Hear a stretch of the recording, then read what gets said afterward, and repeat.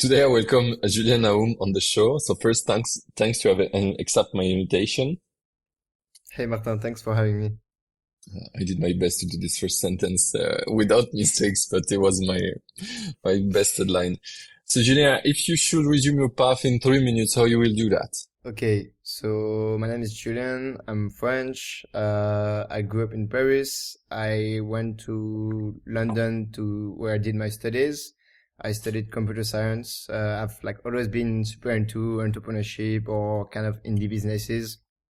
What I was studying, I created my first project, which was a marketplace for train tickets because like the Eurostar train tickets between France and Paris, between London and Paris were too expensive. That was like really fun. It was the first experience. Uh, then I did many other tiny projects that failed or had literally no users. I worked after my studies. I worked at AWS for a year and a half.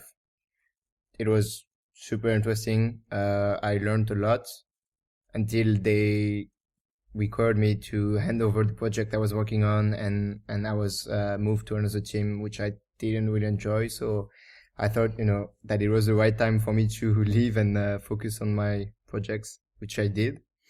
And since almost 2 years now, I've been working on Notion Forms mainly, which is a form builder extension to Notion. I have like few other projects, but this one is the main one currently. Okay, cool. Good resume, man. Thanks. Mm, I wonder a few things. Like you say you start by studying in London. What make you move to London and not study in Paris, for example? So actually, I did start in Paris. So after I got my baccalaureate, I did this French thing called prépa, which is like a prep school for in like engineering prep school. Yeah. And I really hated it. It was super focused towards physics and chemistry, and I already knew I just wanted to do computer stuff, so I was like bored with that. And at the time, my best friend was in London, and he was telling me how great it was, and I was like literally hating it. So I thought, okay, I'm just gonna stop what I'm doing and go there. And I'm super glad I did. Yeah, makes sense. Makes sense. And at the time you were already speaking good English or you learn on the way? Yeah, I had like, I could watch movies in English and I could speak a bit, but it was super hard finding my words. But I had like a decent level, I'd say. Ah, yeah, better than me then. When I went Uh, to abroad in Finland, I wasn't able to speak at all, like zero. yeah, I had basis, but I wasn't amazing. I even cheated on the exam to go abroad. You know, they say that you need a minimum level to be able to with the school to go abroad, and it was mandatory to go abroad. So if you fail the English exam, then you Oh, do again the class a year in France. And I cheated on the exam to go in Finland, how did you which cheat? Was it online? yeah, it was on my computer online. Every exam on an Epitech was made on your own computer, Ah, so I just installed TimeViewer, and a friend who passed the exam already made the exam and just passed the right level because we had some struggle in the exam.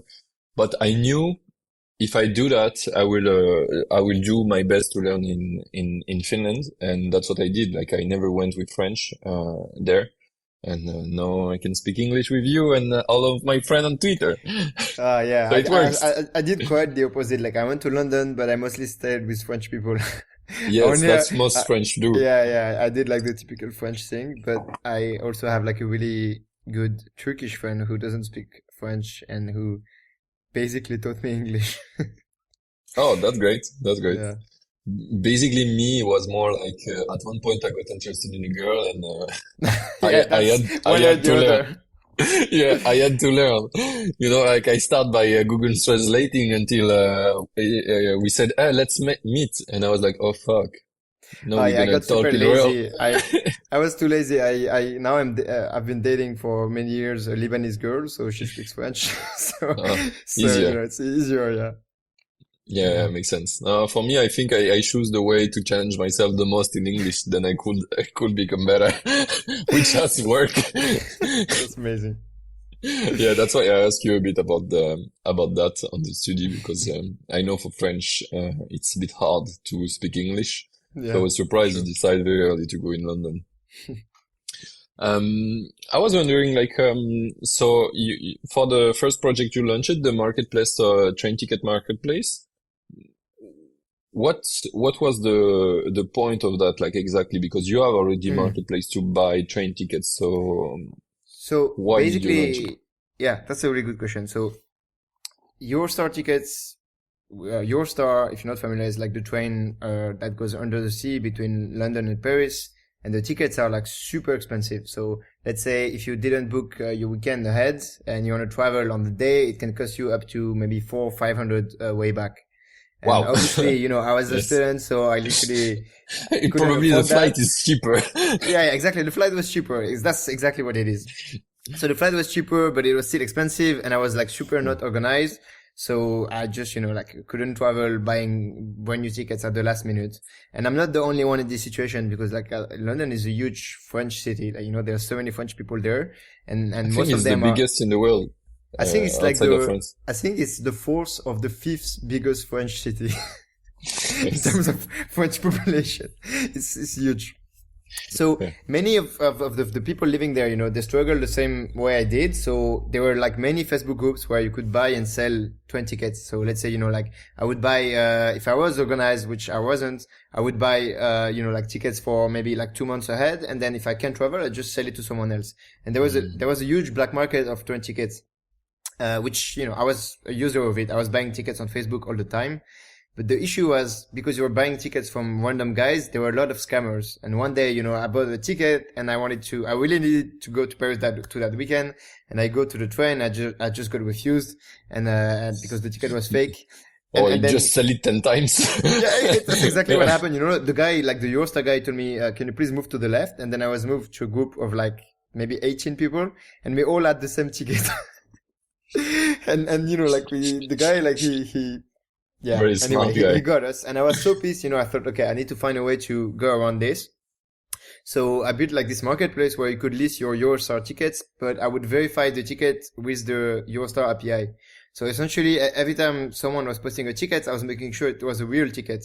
And then also, it was much easier to search with an actual search engine and not through a Facebook group because it's really like the experience of buying something off a Facebook group sometimes can be a bit annoying. So I did that and it worked super well at first. Like for a month, it was going super well.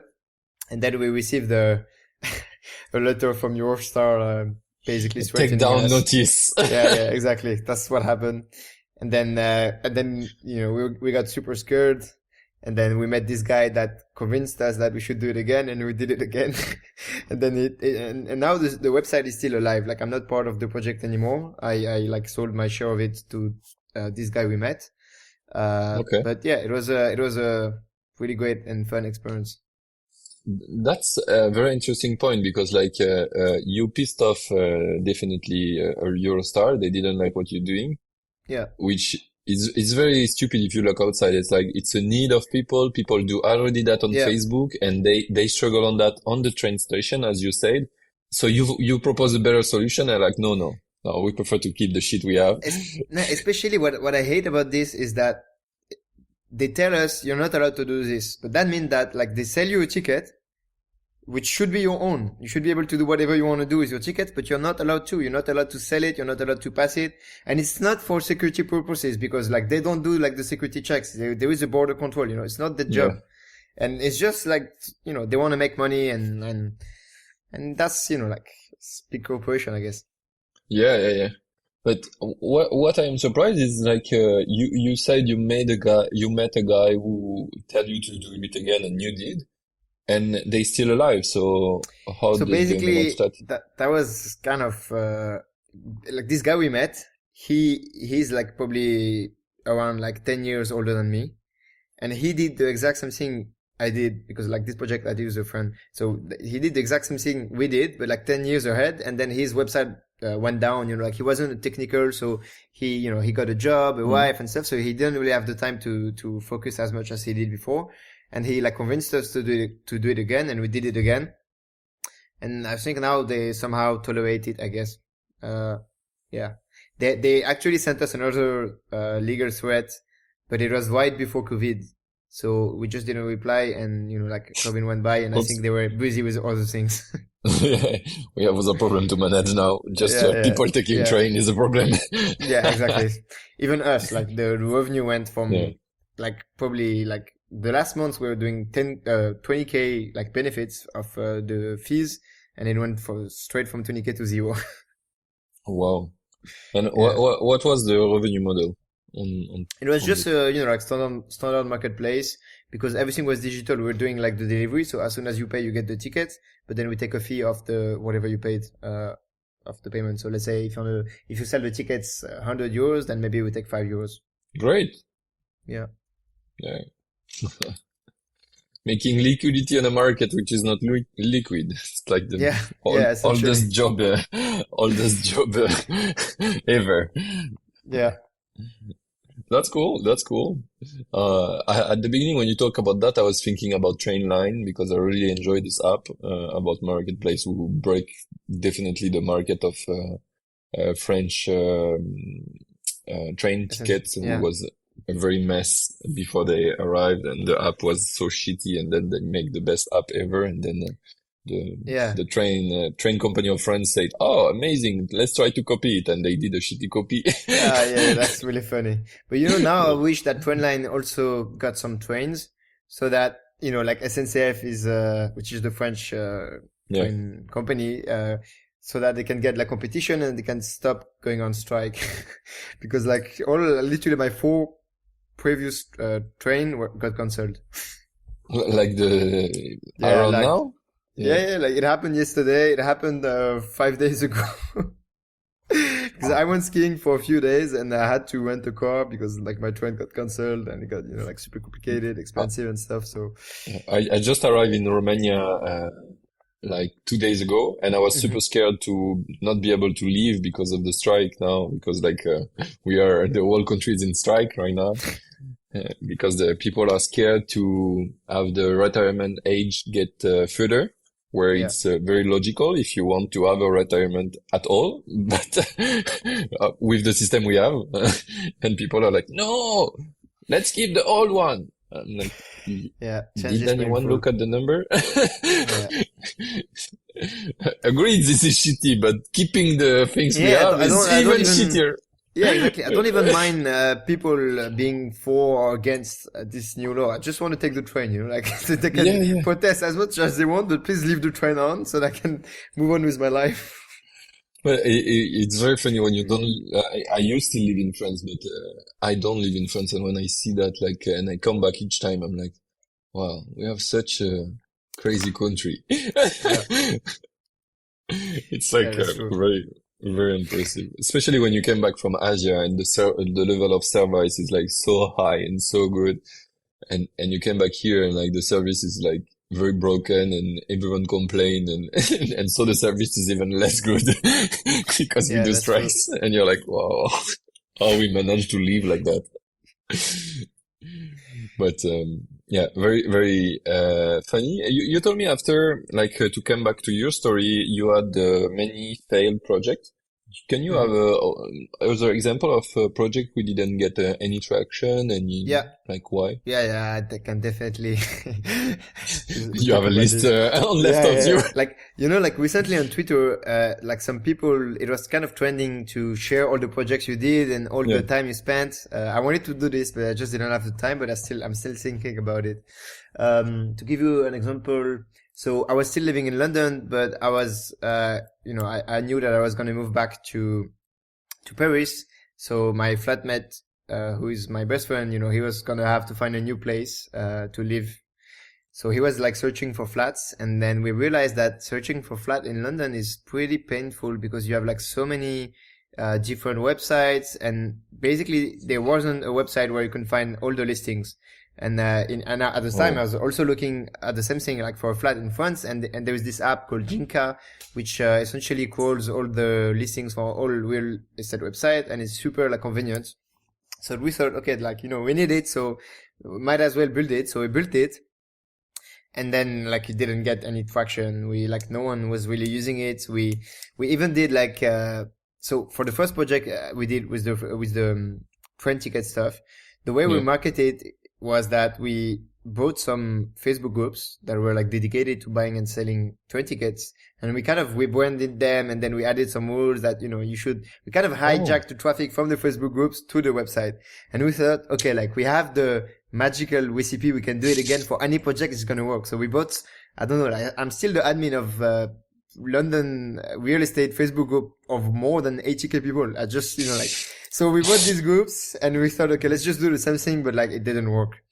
And I think now, like later on, I realized why it didn't work. It's just that in Paris, for tenants, like for people that own the flat, yeah. it's super risky to accept a new people to, how do you say, like the people that live in the flat when you rent it.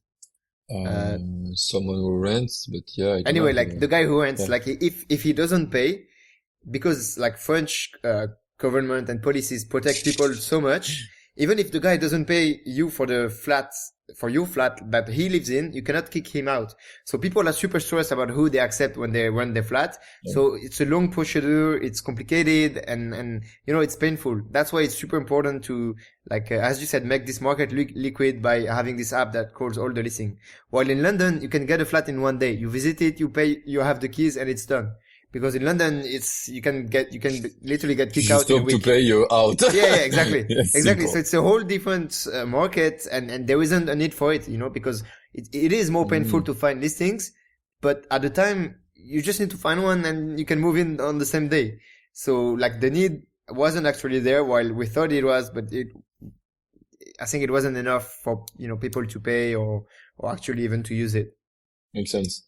Makes sense. I have a question related to the Facebook groups. You say you bought some groups. How much it Yeah. cost you to bought a group? It really depends. So first of all, it's not authorized by Facebook to buy Facebook groups, so you should be careful if you Oopsie. do it. Oopsie, exactly. And then the thing is, most of the Facebook groups owner, at least when we did it, it felt to me that he's just a random guy that needed something and he discovered the group feature one day and he just created a group. Like he's not a marketer, he's not an indie hacker. Basically he doesn't know what it's worth, So we got really, I think the price range went from 1 to 10 from the different groups we bought, Yeah. like depending on the people. I can't really remember, but I think the more expensive one we bought was probably like 500 Euro? pound. Yeah, pound, yeah. And so same thing essentially, and Yeah. maybe for like 50k users, so it was probably like, I don't know, I can do the math right now, but it was like super cheap. Yeah, Uh, yeah, very cheap. So it was, and you can literally buy a community like this. I think it's a really great hack, but like Definitely, yeah.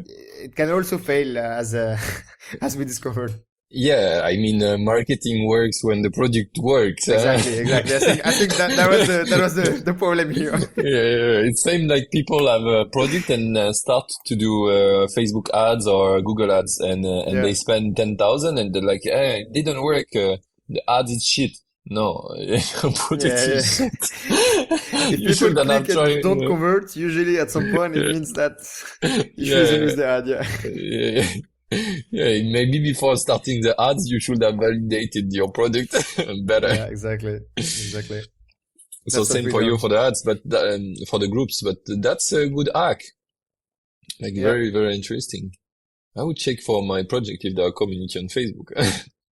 Yeah, you actually should for your for the I forgot what it is, but like the CrossFit thing. Probably you can find communities like this.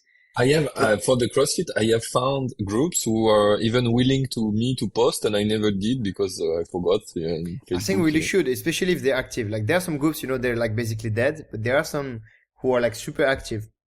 But I think CrossFit maybe actually no, I was gonna say it's a niche that's already I feel like there are many people trying to make money in this niche, but actually probably not because real estate is even more crowded than CrossFit, I think. So you should Yeah, definitely give it a try.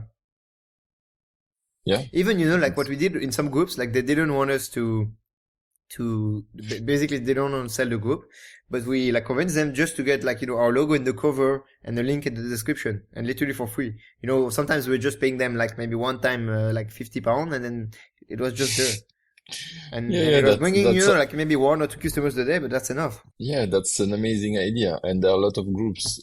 For I have found like one group with 80,000 people Exactly. very active. And that's the one the guy say, yeah, we can do something. You can post. So maybe in the cover it's even better. Yeah, you can even like, maybe give him a coupon and then give him a discount percentage of the share of the revenue or whatever. Like I think For it's mobile apps, thanks to yeah. Apple, it's impossible Why? You can without. just we mean no coupon, yeah, of course. You can have coupon, but the coupon is only valid maximum a year. Okay. So after they go back to the normal price anyway. The number of coupon is limited by release, Oh, and if you want to track that to give him revenue, is yeah. step. Yeah, okay. Maybe that doesn't work. Yeah, but definitely just paying him. I can pay 500 euro for being on the headline of a group No, like but you that, and can I'm even fine. say like, let's do a test, and if I, find a way to at least see that I got some conversions, then I'll start paying you or whatever. Yeah, I will do more research about the affiliation for mobile apps because I truly believe if it's not done, maybe I should make the project even. Yeah, that's true. Yeah. But is there a way to track from where an app was downloaded? I Very don't think. hard, hardly. You can, Maybe with the IP. no, I think you can hack the game by, when the people register to Mhm. your, ah ouais, oh, No, but what if you like if he puts a links that's the Bitly or whatever that like your own service where you track the IP yeah. and then you redirect him to the app store, and then when he launches the app you can match the IP with the link because like it happened in less than 1 or 2 minutes or even like a day, and then you could say Mm. like this guy actually downloaded the app and launched it. You can only know if he launched it because of that link, or at least you can at least be Yeah, confident yeah, enough that it's at least partly. makes sense, makes sense. Totally. Yeah, it's doable like that. Otherwise, I can also ask the email before download or something like that Yeah. to have the promotion thing. Let's see. But I will check first if that exists, and if it didn't, I will probably put it in my to-do list of idea. Yeah.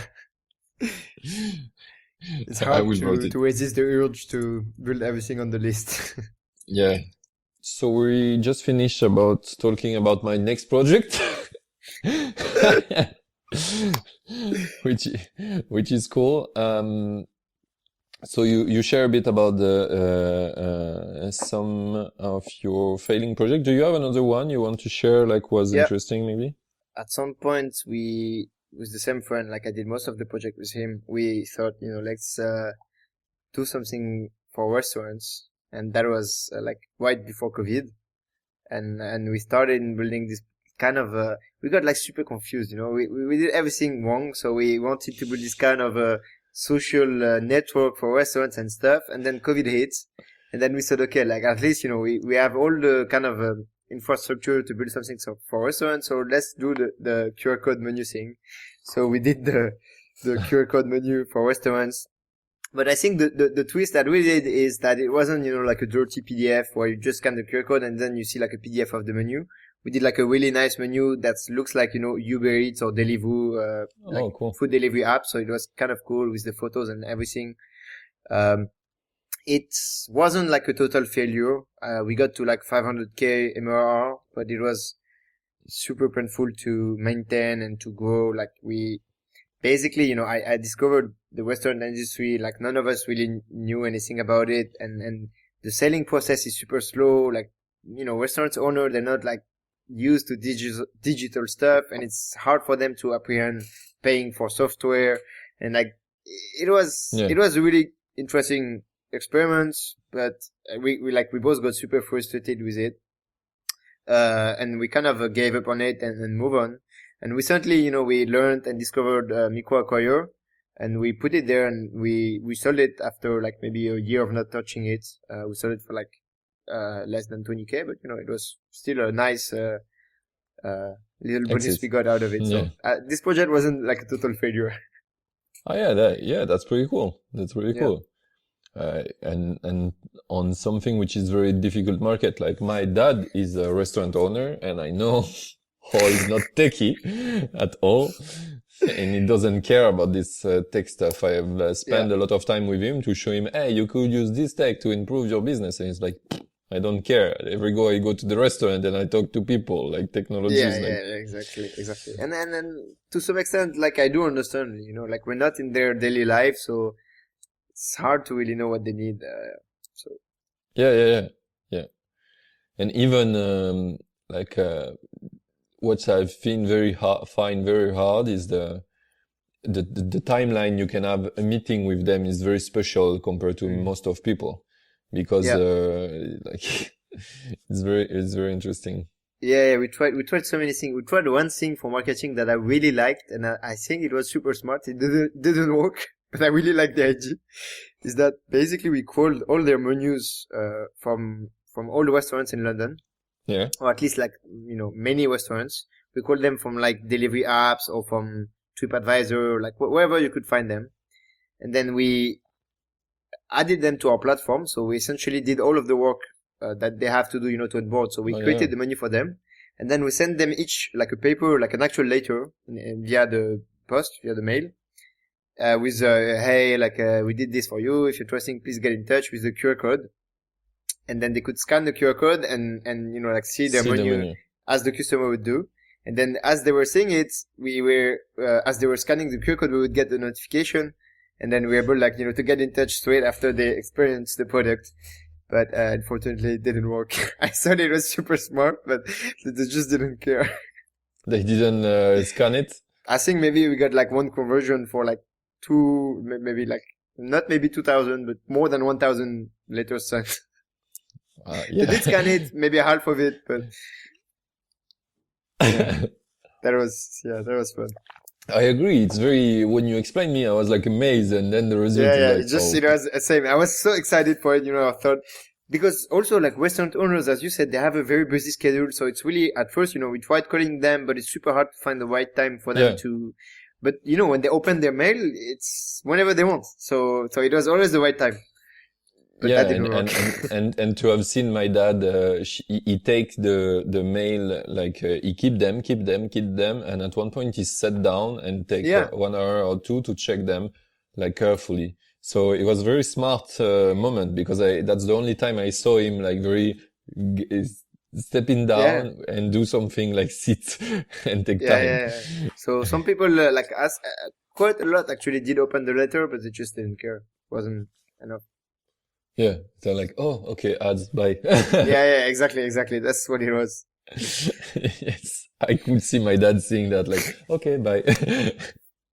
Yeah, probably they didn't even know what a QR code was at the time. Yeah, it's like, what is this? A barcode? Okay, very interesting, this one. Like, I have seen a few makers on Twitter also building it. I think Peter did it Yeah, he built as one well, as well. but same, he didn't got many traction. Like, for compared to the last project he's doing now, it was very That's like, crazy. That's crazy. yeah, not very strong. So, oh yeah, I was like looking, how long have we been together in the podcast? And 6 minutes. Wow, very short. It's because we cut it in two parts. What we can go now? Oh, I think we can go to my question. First, I want you to explain a bit how you did the idea. You got the idea of a Notion form. Like, what did lead you to create it? At the time, I had just left my job at AWS and I moved back to Paris. And I was, like, I was in a state of mind where I wanted to build stuff, but I didn't have a specific idea. So I just, I was just trying many things, just building stuff. I did my first open source project and I did a few things like this. And I was a heavy Notion user. So I use Notion for everything, like from personal life to work to everything. And then they released their API, and I thought, like I need to build something with it because, like I like Notion and maybe Yeah. it's something I could use. And then I remembered that basically there was this other product called Airtable, which I was familiar with before. Now I'm starting to look into it again, but I didn't. Anyway, like I just knew that they had like a similar database feature, but they also had a form feature, which would essentially allow you to convert a database into a form, which is convenient because you can get responses straight to your databases, and you don't have Yeah. to, like get a Google Sheet and then import everything. It allows you to keep one tool. And I thought, like that's a cool idea. Let's just build the same thing for Notion. So I built like a first version in maybe like 5 or 6 days. I shared it, not expecting much, to be honest. Like I thought, like this is never gonna make money, but hey, it's fun. And I just launched it, and I shared it like on some Facebook groups, Reddits, and then people starting using it. So I just, kept working on it. Okay, great. What was for you, what did you consider as like traction? How many people start using it in a week or in, I don't know, in a I period? actually don't really remember the numbers, but I had, like few.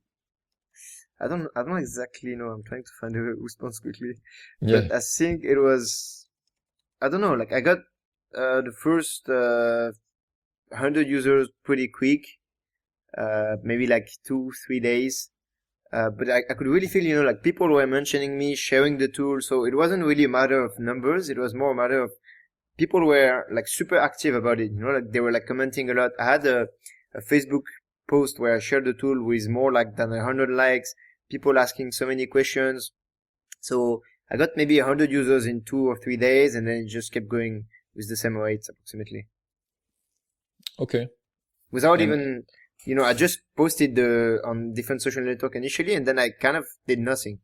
Like super early on, there was like this word of mouth that kicked in, that really motivated me. Like when you're a builder and you get some traffic to your servers and stuff, then the real fun starts. okay, yeah, I understand now what make you think it was a success.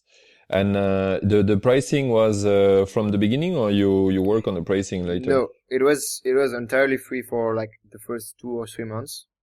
Okay. At first of all, I thought like, okay, no one is gonna pay for this. No, first I thought like, okay, no one is gonna use this. Then I said, okay, like no one's gonna pay for this. And then, I had a tiny hope that I could make some money with it and live off it. So for like 2-3 months, I said, okay, I'm just gonna really focus on talking with customers and really try to understand what they need and why Yeah.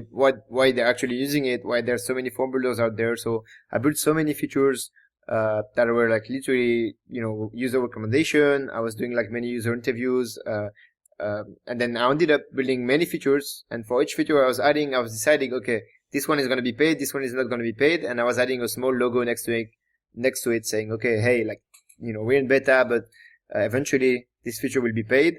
And then at some Okay. point I just launched the paid plan. I sent a coupon to everyone that, was there until the launch. And yeah, that's pretty much how it went. That's cool. Why did you decide to do the coupon? I don't know. I guess it was a way, to thank people that were there, and also as as everyone else, it's super scary to add a price to something you give up for free for a long time. So I thought maybe that would help with the conversion. It Okay. didn't really. I didn't get many conversions from this early group of users. But it was, yeah, just an experiment, I guess. Ah, that's interesting. So you mean the coupon didn't even help? It just I got helped you like, to feel I you don't can have the launch. exact number, but probably I had more than I'd say like I had few thousand users probably, not active Yeah. users, but like let's say registered users when I launched the pet plan, and I'd say less than 10 that actually used the coupon, that actually converted, Yeah. So That's very interesting. yeah, I felt the same a bit with CapGo. At the beginning, I released it for free because I had other problem to fix than to do the pricing, yeah, as you can understand. And at one point when I decided to launch the paid price, what I did is to have very generous free plan. So I start the paid price, and I was like even surprised people start to pay because the paying was kind of not mandatory at the beginning. It was just like you pay because you really like it, and people start to pay, and time by time, I have reduced what is the free plan to nothing, and onboard more and more and more people to pay. Now I have a free plan even, but it's not visible on the landing page and nowhere. You just find it by default. If you match it, you are in the free plan. Okay. But you never know, because I didn't wanted to promote that I have a free plan. Mhm. But that's cool to see how we get comfortable with what we're doing, because mainly, it's like freelancer. Many people could be paying more, but they are Yeah. not comfortable with this price, so they never do it. And you could tell them thousands of times, you deserve to be paid 10 times more. They are not comfortable with it, so it will never work. Even they will try bad because they don't believe in it. So you and me, we find a way to believe in what we're doing, step by step. Yeah, I 100% agree. Like I did a lot of freelancing before when I was a student and to pay the Eurostar tickets. And like the first time I was literally, I maybe got 1,000, maybe 2,000 euros for 3 months worth of work. And then like gradually I tried to increase the price until I realized I just could do it. And it was not me stealing them. It was, like what it was worth, and I was getting better, and I was getting Yeah. more confident as well. But then selling your time is a thing, and it's super important, I think, to learn that your time has value and you need to, people need to pay for it. But then selling product, you need to relearn everything again. Because selling a SaaS, at first is really weird. Like you build this product once and then so many people just buy the same thing that you built once. It's a different, you need to relearn this feeling and this, Yeah. that Yeah. whatever you built is worth. I totally get you. And lately I have a new thing about pricing I am trying to understand. It's since Capgo is open source, I have a lot of people are like, why I should use Capgo Cloud where I can just do it on my own. Yeah. And over time it get even easier and easier because I have people doing a tutorial for the open source part or helping me to build the doc. So it get easier and easier. And even for me, doing the business get easier and easier because I found a way to make it cheaper, to optimize. So the cost by user is really getting lower and lower. And often in product, you're more thinking like your price should increase over time because you increase the value. But it seems my product has a different way. It look like my product should become a commodity. So like OpenIA, they tend to have very aggressive low price because the point is more to have everyone using it than to have few expensive clients. And so that's a question I am asking me lately. It's like, should I reduce the price right now because my margin has evolved, and most of the feedback I got right now it's people say for the price like I prefer to build it myself since it's open source. Yeah. And which is legitimate, but it's like a new thing. I wasn't prepared to that. Of course. Yeah, that's super hard. Yeah, so that's, I think pricing, honestly, like I've learned so many things since I started doing SaaS and stuff. Pricing is probably the hardest one because it's so scary. Like doing changes is scary. You have no idea if it's good or bad. You could say, what's going to happen if I divide my price by 2 or even like by 3 or 4? Like would I get like so many more users that I'm going to make more money, or am I just going to blow up this whole thing I spent 2 years building? and I wish I could do experiments more easily, without having to stress too much about it. Yeah. I totally can relate. And now I feel even the pain of, I have had some people in the podcast who say like they do a lot of experiment with pricing. They try like Kevin Sain from Scrapping Bee. I've done a lot of experiments with pricing and it was a very good conversation. And I was like, yeah, that's super smart. And now I am with my users. I know how much they pay. I'm like, but if I do experiment and they found out, Yeah, they found out the other one who just registered now as €5 less, and what will happen? yeah, exactly. That's just scary. Yeah. So I think I will do it, since I build everything very transparently with the community on Discord, I will maybe share it. Like I want to run an experiment, and if the experiment succeed, like everyone will benefit from the lower price. So don't But complain. but that's not even the hardest part, because if you do it, how will you decide if it's successful or not?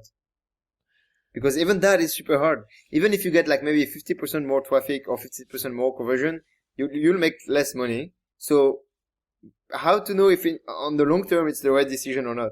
Everything about it is just super hard. Yeah. At least for me, I will take the decision right now with the knowledge I have in the matter, like if for the same period I got better growth Mhm. on the revenue, then that for me will Okay. be a yes. Okay. Yeah, But makes sense. but it's a bit hard because since every month I have more growth, I expect like it's a way better growth. You know, Yeah, like yeah, if it's 10% more, I'm not sure it's enough because I already like 10% more every month, something like that. So it would be like the normal growth. yeah, makes sense. Before I increased the price of Notion forms, like first plan once, and I was super scared to do it. It was like $15 per month, and I increased it to 19. Yeah. And I read online. I was looking, for strategies, pricing, like ways to do it at least non-randomly. And I found this method where essentially you send all your customers, like paid customers, and free actually, a survey where you ask them, okay, like how much would you say this is too cheap for the tool? How much do you think it's affordable? How much do you think it's expensive? And how much would you like not pay for it? And you have like these questions, and then you need to do like a basic calculations, and you get essentially like a price point. And I did it, and the price point was like maybe $5 or $6.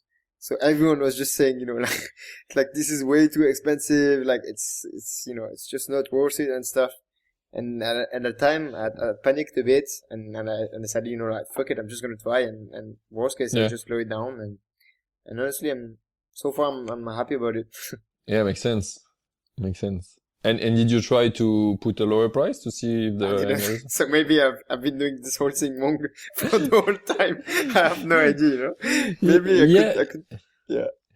Yeah, I've read a few things also about pricing where people say like asking your client is not a good idea because the Yeah. what they imagine is not what they are really willing to pay. Hmm. So if pricing, I think is very hard. Like Yeah. we could do a 5-hour podcast on that, I believe. And searching things Yeah. online in checked. Yeah, very interesting conversation on that things that will lead me to experiment things. I will probably ship that next week. Pricing experimentation to see if I can Please I let can us do. know how it Yeah. goes. I will do. Every podcast I do with someone. Now I do one in solo, so I will Cool. give the feedback in solo as well, and let's see. And especially I think with the story of Ionic, I told you a bit before, and I will tell in the next podcast soon. Since they want to do a lower pricing to be concurrent to me, instead of be friend like what I have hope since here by trying to contact them, I think be even cheaper will be like making their life even harder. I think it's probably like the smartest thing you can do. At least, be the logical first option to try. Like if Yeah. That's people, yeah, already what I am. yeah, But definitely. right now I have yeah, when user I think I am the best price for the people entry point like the 14 euro, but the second and third price are start to be very like when you start to pay 39 or 99 a month, it become less and less like straightforward to think from me to Ionic App Flow. So Hmm. if I lower that one, then it will become like very obvious. Because right now I think the CapGo pricing compared to Ionic. My 39 euro pricing is the 400 pricing, I think. Okay. But I So think it's like if so they charge 400 you said? let me check. Yes, 499. But I find it weird because how like to pay 400 if you have 5k users, you need to make quite a lot of money per user. So is there really someone in the App Store with like 5k users only that makes that much money off these users? That's a good question. I feel I like don't know. 400 is crazy expensive.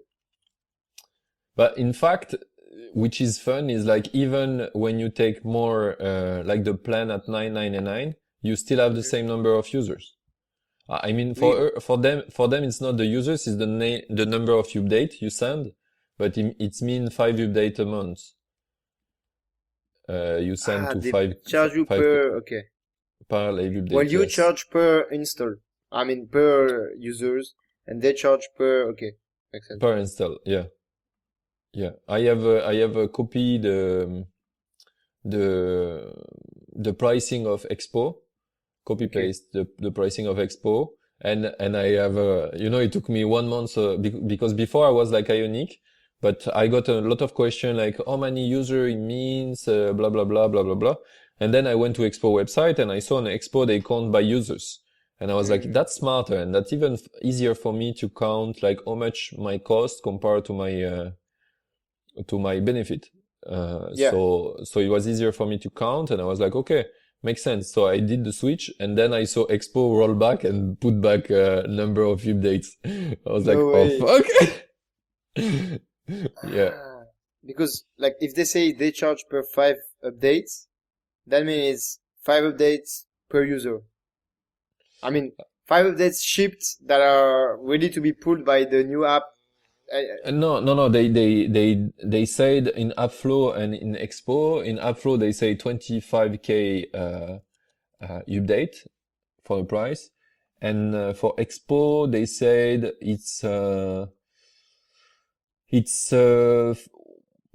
the pricing is a bit complex for them. It's 20K updates, 20K updates, and after you paid $5 by 1,000 update, Wow, the something like that. pricing is super complicated. It's a huge table. Huh? It reminds me of AWS. Yeah, you check Expo right now. Yeah, Yeah. and there are a lot of if that and that and that. Yeah. So I tend to simplify the things. But for me, for example, I had to price people by the update, the storage and the bandwidth because I was Mhm. paying the bandwidth. And I got some user having 50 MB update and some 5 MB. So with the 5 MB, I was again having a lot of um, money Margin. saved, yeah, margin. And the other side, I was having no margin, so I changed that. And at the beginning, I was trying to have a limit of the size of the app, but people were complaining the limit is like too limiting. Can we have more? Blah blah blah. So I removed the limit by putting that in the pricing. Then Okay. if you have bigger update, that's your problem. And Okay. also when you have big update, there are a lot of fail update because downloading 50 MB when the app is open, it's a bit long. So sometimes the people will kill the app, and so the upload is not done. So we started from zero again, and so that was costly also, like the retry of downloads. So because of that, I had to charge for the bandwidth as well. Makes sense. Yeah, of course. And now I have switched from AWS storage to Cloudflare One, where I don't pay the bandwidth. So Okay, because S3 was too expensive. yeah, S3 was like the most my main pricing burden was S3. On Supabase charge you the exact price of the S3 without like the changing if Margin. you have without margin, and just they don't do if you get to a bigger tier in S3, they don't change it, so they march better if you have a big consumption.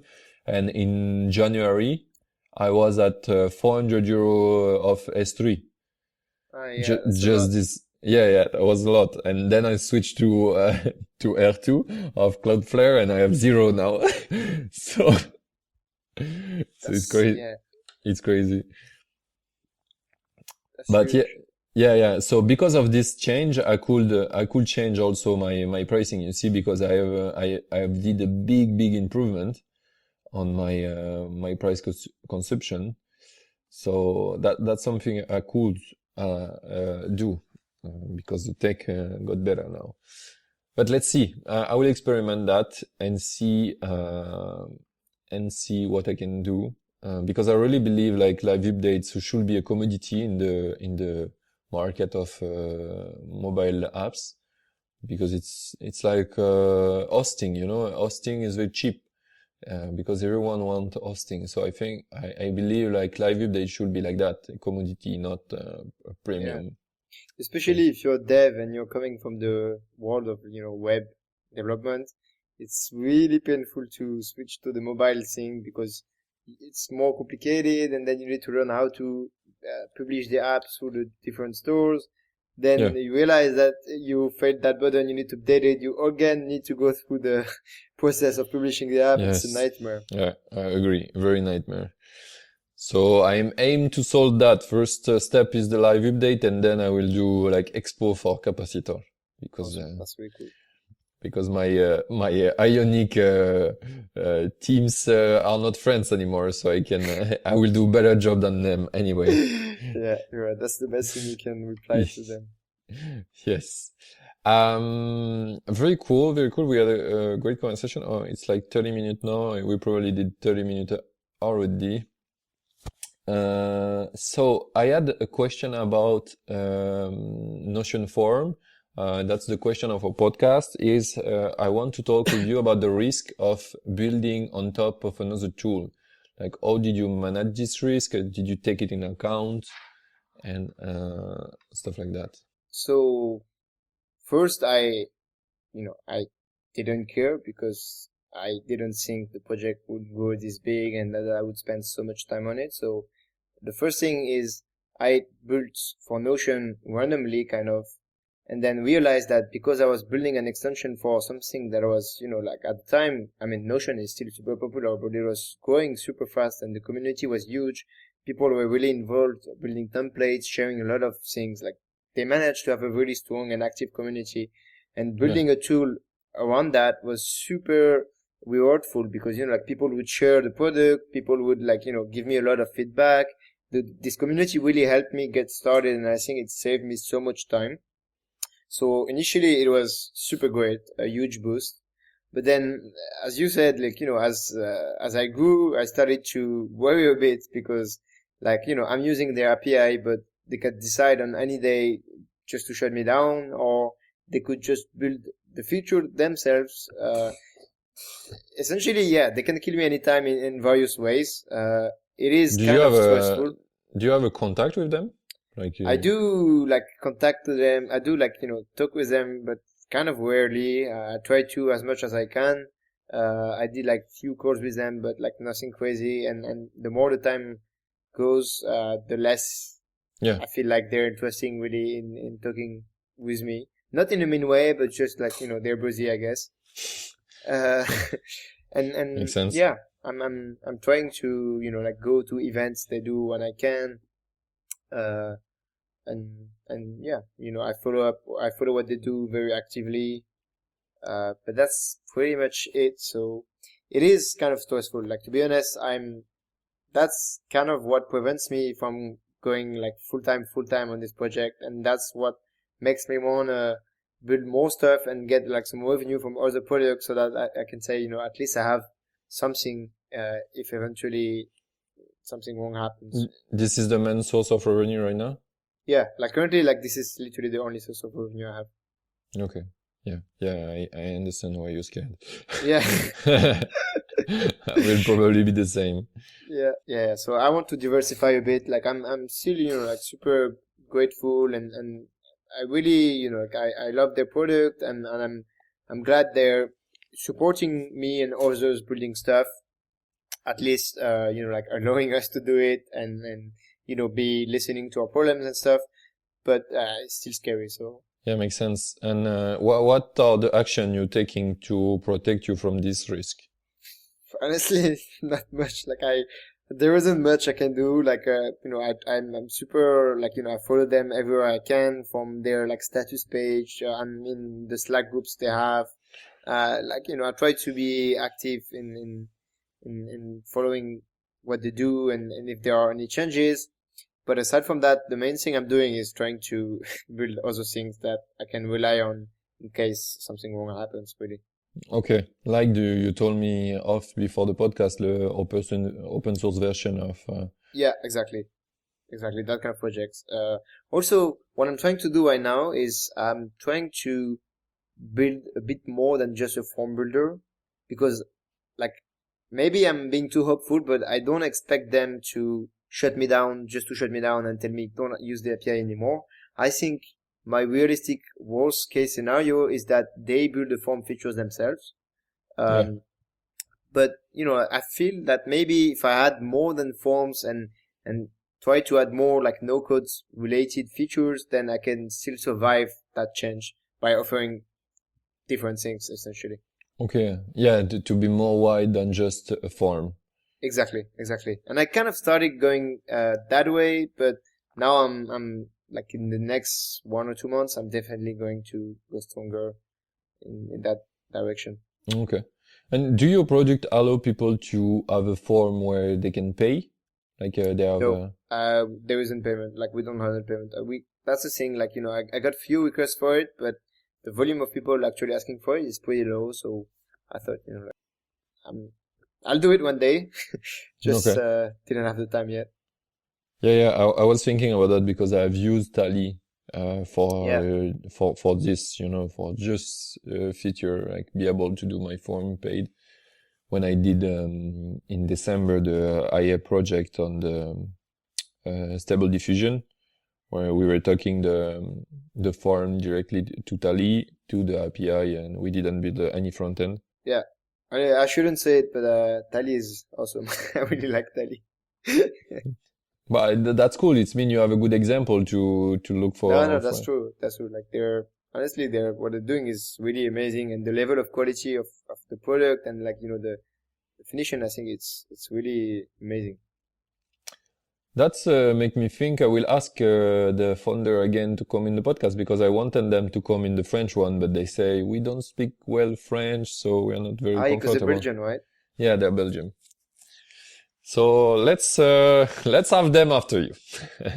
Maybe they will say the same for your product. uh, I'm not sure. I guess mine is a bit more niche than theirs, but I'm happy we can peacefully just coexist. Yeah. That's very cool, and you're addressing a very different market audience. Yeah, exactly. I think our product are just not the same. Yeah. And Yeah, especially with the direction I want to take, I think it's going to be even more different.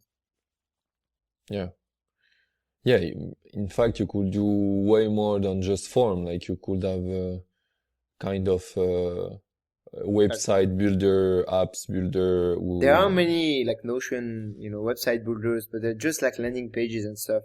But Yeah, now, I took so many people using Notion, doing so many crazy things that I got some nice insights. And I think basically the direction I'm going to take is to allow people to build some kind of customer portals or student portals or this kind of interactive website where people can see the data that's inside Notion without having to know it's Notion and being able yeah. to edit some stuff. Yeah, that's definitely the direction I'm taking right now. Oh yeah, definitely. You could have make some front end for your database. Like Yeah, exactly. instead of just filling a form, you could allow people to. For example, the first startup I've joined was U2U, and we were helping people to any people can take a delivery on their way in Paris. And the first version was a Google Sheet where people put their name on the delivery, and they got it. And then we had problem because people were removing the name of others. So I built Google Sheet with just the feature like if a name is already put on it, you cannot modify anymore. And that's this kind of usage I could have done. Exactly. It's exactly this kind of thing. I have like, let's say many marketing agencies, they have like different customers, but if they want to structure the data properly, they want to have like one database for customers, one database for projects, and they'd love to be able to share this data with the customer, but by hiding some fields or by hiding the data from other customers, and currently that's not something they can do. So they Yeah. have to duplicate the data or like do some extract and then send them. So there is no way for external people, like people external to your Notion, to get insights into what's happening, which I think is a real need. Yeah. And even building, I think for people in your Notion, it's still difficult to build like rules, Exactly, that's business really true. rules. Yeah, that's true. And actually, I have many people using forms, even though all of the people using the forms are Notion users of the same workspace, just to get like some more validation, some, Yeah. like some more standardized like procedure. Yeah. If you can just build like with validation Exactly. table, it's like already huge. Well, Yeah, still on top of Notion, but huge. yeah, exactly. So I'm going in that direction, hoping that this whole thing doesn't blow up. But for now, I'm just being hopeful, and I'm I, enjoying it, working on it. So Yeah, I think at one point you will have basically recoded Notion but better, so you will be able to detach to Notion anyway. I don't know about that. For now, I like Notion. One day we'll see. I'm kidding, but in I know. not better product, but in your use case it will be better. Of course, yeah.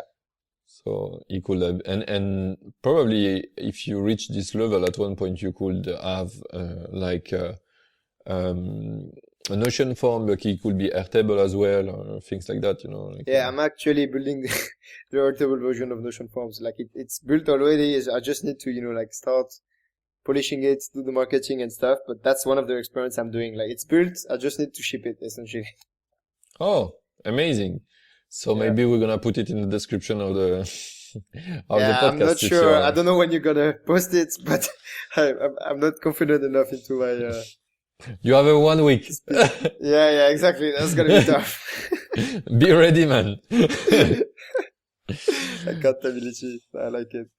Yeah, no, but even if you launch it without after the podcast, you tell me on Twitter, and I will update the podcast. Then you have Cheeky backlink.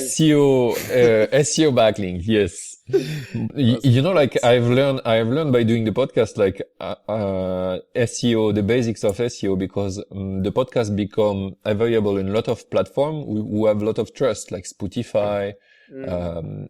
Apple Podcast and everything, and they publish links on their website everywhere. Are there So like follow links?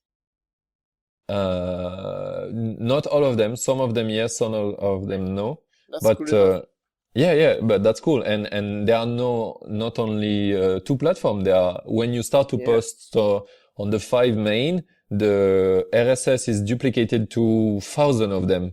So then you have a lot of links. That's amazing. Yeah, that's very cool. That's very cool. And I still have a lot of links with good, like people coming because of the link of the podcast, because they are everywhere. So it's very cool. So that's why I told you we will That's a do good that. tip, huh? I'm gonna Yeah, start yeah. a podcast and compete with you. Yeah. Let's go, man. More people will learn. I'm kidding, man. Yeah. You're doing well enough so that I don't have to do it.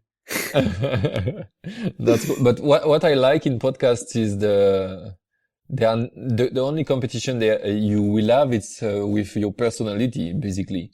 Like after, when you know to talk with someone, you know to ask questions, to make it like dynamic. The difference is just personality. So for me, it's not a competition. It's just a taste. I prefer red, you prefer blue, and that's it. Yeah, of course, I agree. So, but most of the time, every things I have built, I didn't felt in competition with others. It's just a matter of taste, of I prefer that, you prefer that. It's fine. I don't see the word as a competition. Nah, I think it's, like you do your own thing and find a way of making it special. Yeah, but I have met other makers like Ionic who see the word as a competition. Oh, And I've I seen was a something bit crazy on Twitter. There is this guy, I forgot his name. I think it's Sai, or I forgot. But he built this product that's called Superblog. Yeah, it's Sai. His name is Yeah. Sai. So it's kind of I think it's basically a, traditional blog builder, but really optimized for SEO with some help, like GPT help to write Yeah. articles, I think, stuff like this. And he just got a copycat that name itself with the same name and same logo. Like they even copied the branding. So his thing is called Superblog, and these guys, they launched a blog builder called Superblog. Like instead of .com, it's .io or something like that. I didn't dig too much into it, so I don't know, but I think it's Wow. something like this, yeah. Yeah, that's the only things I have protect from CapGo. It's like I put the trademark on CapGo, then no one can use the brand because that's shitty. It's your name. It's like saying Yeah. I'm Julian. No, you're not Yeah, Julian. yeah. You can It's do just, things like Julian, yes, yes, but you're definitely not him. yeah. And sometimes that's fun as well. I don't know if you know the guys from Taskboard. Taskboard is a to-do list app, which is making very great revenue. I think I don't have the right to share about how much, but very good. And the branding is like Google. Everything look like Google. Yeah. I was gonna say I was gonna ask if it's a Google product. It looks like Trello, but designed by Google. Yes, and that's all the traction come because they look like Google, and people think they are Google, even if they wrote it. We are not Google. People still believe it's a Google product. They It sometimes have really looks people, like a good product. yeah, They're smart about it. they sometimes have people complaining on the chat like, I already pay for Google one. Why I should pay for you for this? I get a lot of these as well. Like Yeah. sometimes, like I have this link where anyone can book a call with me, like, Yeah. to get help with the product and stuff. Oh, And you maybe crazy one, man. yeah, like I think it's, especially now that I outsource the customer support, it's my way of staying in touch with, like the customers and Okay. finding ways, like, friction points and stuff. Like I'm slowly reducing the time slots and, reducing the time, but it's still something I enjoy doing, and I feel like it kind of reassures me. But anyway, maybe like one call out of 3 that I'm doing is me doing Notion support. Nothing related with Notion 4. People, like sometimes they don't even realize, like most of the case is just that they want to use Notion forms, but they don't know Notion, so they can't really use it, and I need to teach them. Okay. But sometimes it's just people that like they don't even know about Notion forms. Somehow they found this link and booked a time with me for them to learn What about the Notion. fuck? Yeah, it's Where really is fun. the link on your landing? I don't know. It's pretty hidden. It's like, when you register and then you start using it, I send these like automated emails. If you wanna, chat, you can click here, or I don't even remember where it is, to be honest. I think it's maybe like there must be one link in the product and then one link in the mail. And yeah. That's fun. You talk about you don't know even where the link is because I forgot. I got the same problem. I mean, not a problem, but it was very fun to me. Like a month ago, I saw in my calendar, like tomorrow I have a coaching call with someone. And I was like, what? and I still don't know where is this link, but I have a old Calendly where I don't have even the access anymore, where they are paying, it's paid. So he paid €90 to have a coaching call of an hour with me. And I have no clue where this link is, but it was very great. And the guy wants to do it again. No, he said, I think I told him, I don't know. And, he said he don't remember or something like that, but he want to do the call again. So that's nice of you, but you're not going to get the money, are you? No, I received the money list connected to my Stripe and everything. Okay, that's good. I thought it was currently holding the money. No, everything is connected, but I just cannot access. That's hilarious. Yes, very fun. I think I don't have the domain name anymore, so I have to contact them, but it's very cool, very fun. It's really fun. Yeah. So I have start back if people are interested, it's in my in the bio now. You can access to the new coaching session link, which one is not lost. Up to date. Okay, awesome. Yeah, up to date. But it's very cool.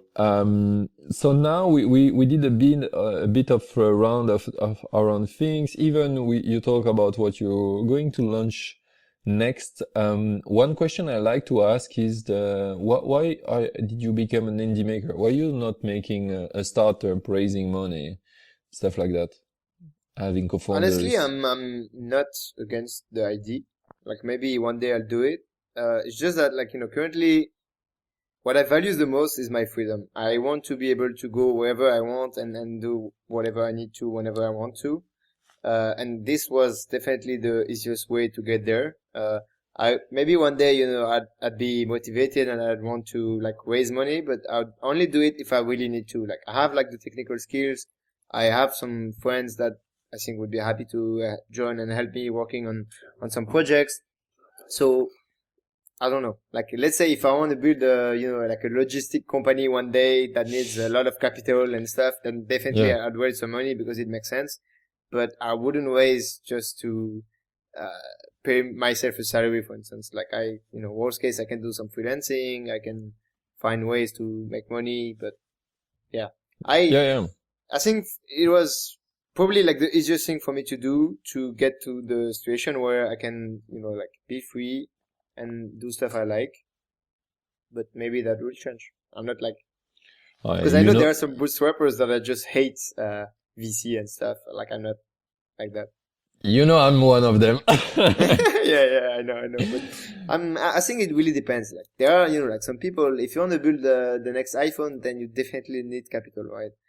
If you Oh want to yeah, build an app to build forms, then you can just build it. yeah. Like, What I hate is like every people in the startup world who do yeah, a SaaS believe in raising money to nah, succeed, I agree. Like I where hate that. this is stupid as fuck. Yeah, I agree. Like Like it's for building a phone, building something that need R&D, for example, of course you need raising funds because you yeah. cannot you need time to make money. But It's fun. I actually had like in the past year, I had few guys from VC reach out and say, "Hey, like, would you want to raise? Like, we were like yeah, interesting and stuff." And I was like, "I don't even know what to raise for. Like, I'm more than profitable. Like, I just don't have enough time, or I just don't know what to do. But like that, these are my main issues, not yeah, founding. yeah, makes sense. Like find me a good mentor and pay him if you want. Yeah, That's how I yeah. raise money. That will be probably more helpful than giving me some cash. Yes, yes, no, that's very funny things, and I totally like resonate with that. Like for me, freedom is the main value try to optimize, and my time, so freedom and time, Yeah. definitely the It things. is it is super hard to balance between like spending a lot of time with a project, having a project to go and keeping that freedom because for instance at some point like nowadays I get probably 20 customer support per day, Wow. sometimes more, sometimes less. Like on Mondays there are so many and I was doing it for almost 2 years and now I just got someone that's really great that's starting to help me with that. But the thing is now I reduce the burden of replying to customers, but I still need to help that person reply to the customers. So I need to be available for that person. So I need to have internet, or at least I need, we need to find ways around it. So I kind of reduce the time spent on customer support, but there is still there's Mm. new work involved to do that. So I think it's interesting. Like I'm slowly learning how to improve these workflows, but And it's hard. how did you find this person? So basically, I tweeted because like I was bored of it. I knew for a long time that I wanted to do it. I was a bit scared of doing it because I thought, like I'm not gonna know what's gonna happen in the company. Like I need to be in Yeah. touch with the customers and stuff. But at some point, I decided, okay, like it's drainful. I need to do it. And I tweeted on Twitter like, okay, like has anyone experience recruiting for that position, and especially like in my situation where you're like mostly solo and stuff. Yeah. And then this guy, his name Matteo, and he reached out, hey, like if you want to do it, like I'd be up for, I'd be up to for doing it. And I thought, okay, like let's just try it. And we tried, and I think at least I'm very happy, and I hope he is as well. And yeah, I actually didn't Cool. even look for people. He just talked to me.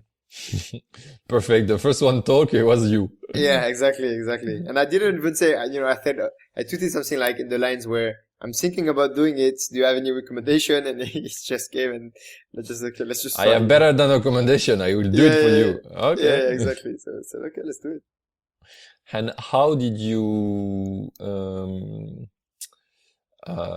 create a package for you, which is interesting? Because for me, I was searching a bit for customer support, what I can do, but I have, and you have the same, like client all around the world, so you will not have like all the requests the same time, probably. So he lives in Mexico, so we have good, we have almost 8 hours time zone difference, I think, which is great. So when I'm on my phone and I, receive a customer request, and if I'm available, I'll reply to it if I know that he's asleep or like not working. Yeah. But most of the case, I just don't reply during the day, and he replies during his day. So, it's not perfect, but before it was just when I was available, which was not. Not all the time. Yeah, exactly. And my question was more about how you pay him. Like you pay him by hour. So I thought, it's basically by hour, but I said, okay, I have this many tickets, and I say like, but I think it takes me around, let's say, 1 hour a day, so we can count maybe 2 hours a day for you, because like it's gonna take more time for you, or like maybe the volume is gonna go as well. And then we established like a kind of a package, a monthly package for that. And then I guess we'll have to adjust it, and if it's more or less. But now it's kind of evolving, because now he's also starting to help me with other things, like writing help desk articles. Maybe he's gonna do the newsletter as well. So like the more time goes, the more like things he's doing. So probably we're gonna change this. Okay, makes sense. Because I was having a conversation with a VA who can help me for the support, and she was a bit like, yeah, but with the support, I don't know, I can charge you, because with a VA we say 1 hour and she do the job. But with the support, you're gonna have one answer in now, and so it's like a lot of context switching. So she was like, I don't know, how can I bill properly you? Yeah, that's kind of tough. So he works like around, on paper, 2 hours a day. I hope it's a bit less, but it's through the day. So like sometimes, if he's available, he just replies, and sometimes it takes a bit more time, and that's fine. Like, we're just a small company. I think it's wrong to expect us to reply in a minute. This weekend I had a message from a guy, like he subscribed on Friday, like midnight my time, and then on Saturday he sent like 10 messages. I was skiing, so I thought like, okay, this is gonna wait Monday, and then on Sunday he sent like, this is like the worst customer support I've ever seen, and he unsubscribed. I was like, bro, like this is like, you sent the first message on Saturday, and Sunday you unsubscribed. I mean, sorry to see you leave, but that's life, Yes, I'm happy you're not my customer. That's it. Like this. Yeah, and do you have a message to say like, sorry, we don't reply much the weekend, or lower the weekend? Actually, I have a like automated message saying we're busy, but I realized this weekend that I should also say that we don't reply on weekends, because maybe that's what got him pissed off. So that's definitely something. Thanks for reminding me, because I thought about it yesterday or on Sunday, and then I forgot. So I'm definitely gonna change that. Yeah, or at least put something honest, like we reply if we pass from the computer, but expect us to reply for sure Monday.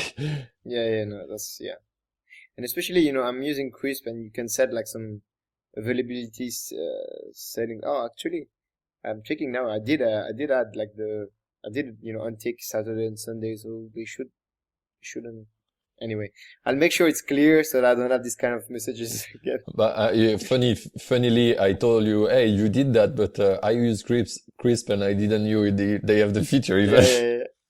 So I will have a check. You can set availability hours where you say when you're online, I think your customers, they see like a green light, whatever, and you can decide when they see that or not, instead of seeing only when you're online. So essentially, even if I'm not online, they see that I'm online, except during weekends. Okay. But then the automated message is not clear enough, I think. I need to specify that we're not replying during weekends. Yeah, that's I saw that someone talking about that on Twitter about do you reply or not during weekend. Yeah. For me, I reply like anytime when I felt to it. Sometimes I'm like, oh, not now, because I'm on time. And it Clear depends stuff. the complexity as well. Like sometimes I have very easy question, and so I instant answer even I am in bed or Yeah, of whatever. course. Also, if you feel that the person asking you the question is almost gonna buy, like it's more tempting to reply. Like sometimes I have like people asking me details about like the most expensive plan, then I'll be more Yeah, yeah, likely to like reply. I'll be like, yeah, let me help you. yeah, yeah, yeah. Do you put in Crisp like segmentation and Yeah, event? I do. I have like segmentations. I have few events which I use to trigger like emails and stuff. And I Yeah, also have like a plugin I created for Crisp because like I I needed use it. it. Oh, you use it? Yeah, yeah. It's great. No, It's like amazing. for me, it's saving so much time. And I have this, so basically in the plugin, so for people that don't know it, essentially Yeah, it allows you to have like some quick links that you can use to access whatever tools you want. So let's say I want to see the Stripe page for the customer. I give Chris the Stripe ID for that customer. And then I can just click a link and it opens a Stripe page for that customer. And I have one for Stripe. I have one that allows me to impersonate the guy. same So I as you. can, see his account. And then I have another one for like analytics stuff, but I barely use it. So yeah, You basically, you do a concurrent product to Stripe, to Crisp. They have a Stripe integration now, which is super yeah, expensive. I yeah. I think it's know it's not 49. exactly the same, but yeah, Yeah. yeah, I've seen it. Yeah, yeah. I also saw like when there was the AI trend, I thought about building something for Crisp with AI, but I think like they're probably gonna do it better than what I'm gonna do, and they actually kind of already released something. Yeah. So I'll see. But you see, like this quick link sync is one of the experiments I did at least to have fun. Maybe one day I'll see if I can monetize it. I don't know. Yeah, for me it's the most useful feature I have in Crisp because of when you release it, I was like, oh, I can make my path easier because before I was like Yeah, clicking on Crisp, copying copy the the mail and custom stuff. the email, going to my database, searching the customer ID, going Mm. back to my platform, and personate. So long. Now Yeah, I yeah, just yeah, like yeah. one click.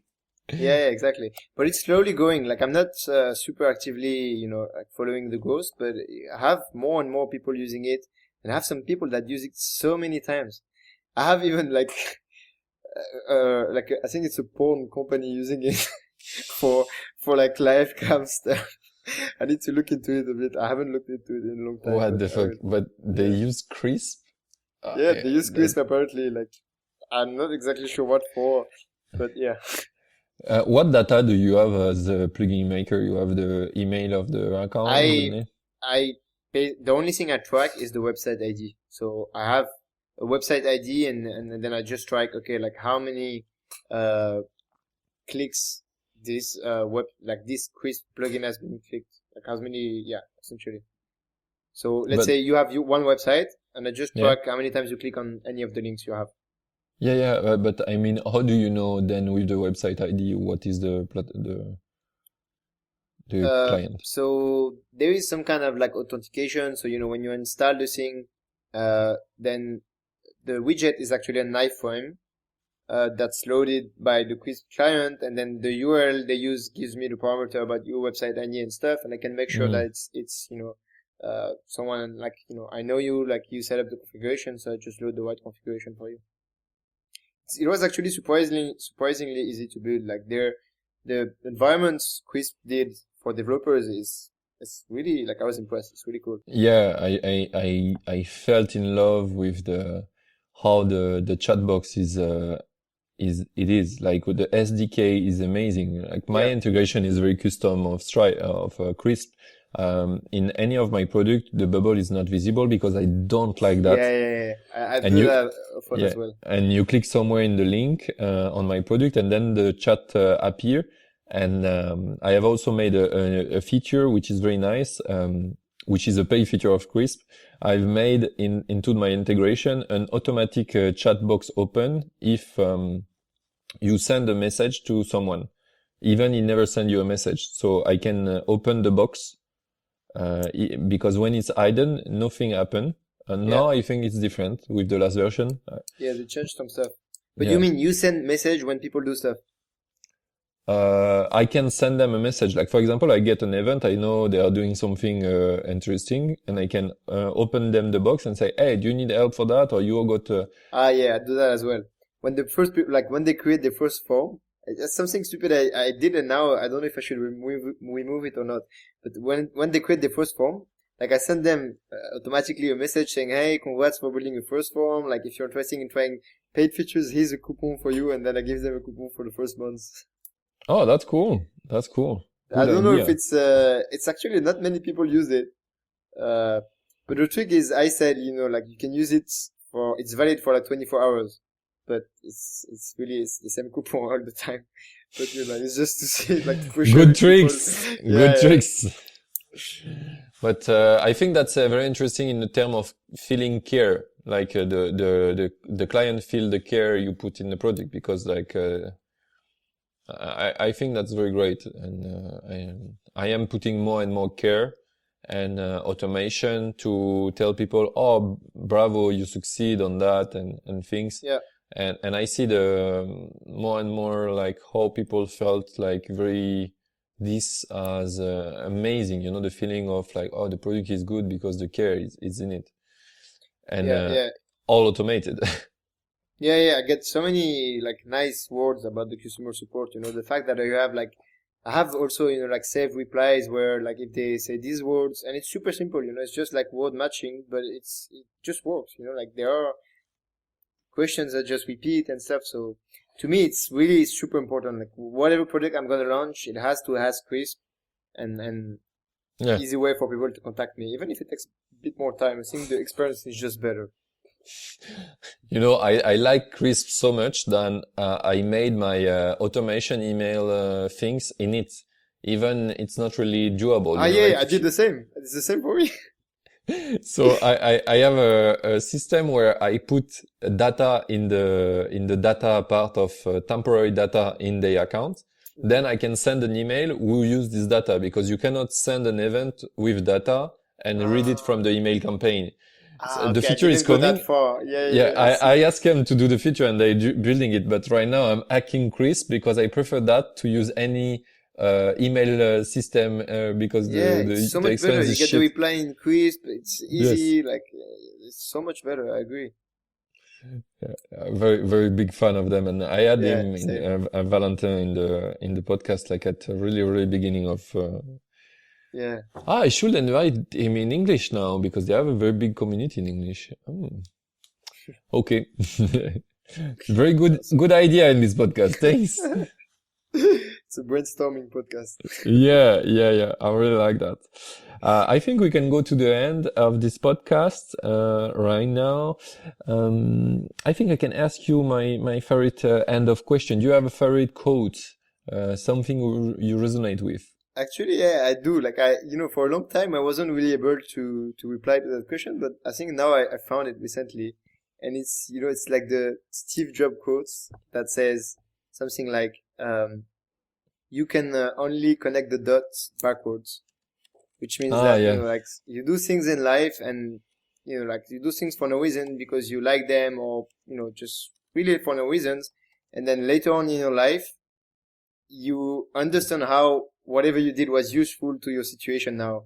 So, like to give examples, like for instance, I had the idea of Notion forms because I knew Airtable, and I knew Airtable because I did an internship in a startup in Paris like 7 years ago, or maybe like 8 years ago. yeah. And I did it randomly because I kind of, I subscribed to this website, I forgot the name, and, I just wanted to try it. So I kind of applied kind of randomly.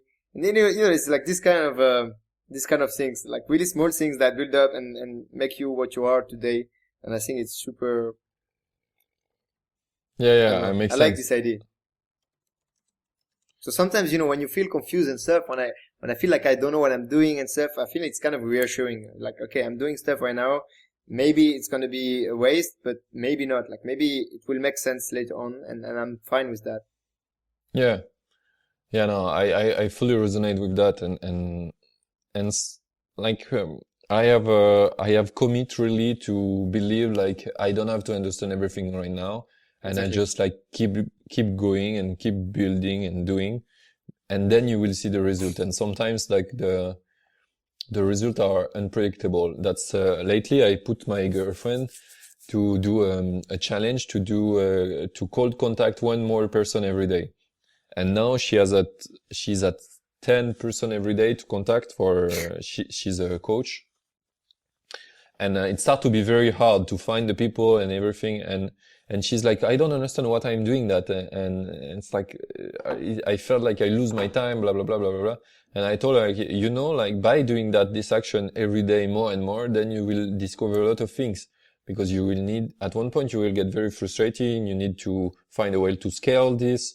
You need to optimize what you're doing and everything. So that's and maybe but, even if she like stops and then do, I don't know, a SaaS or whatever, or like anything else later in her life, then she'll realize that she has a super valuable skill she can use that will be even more like efficient in another context.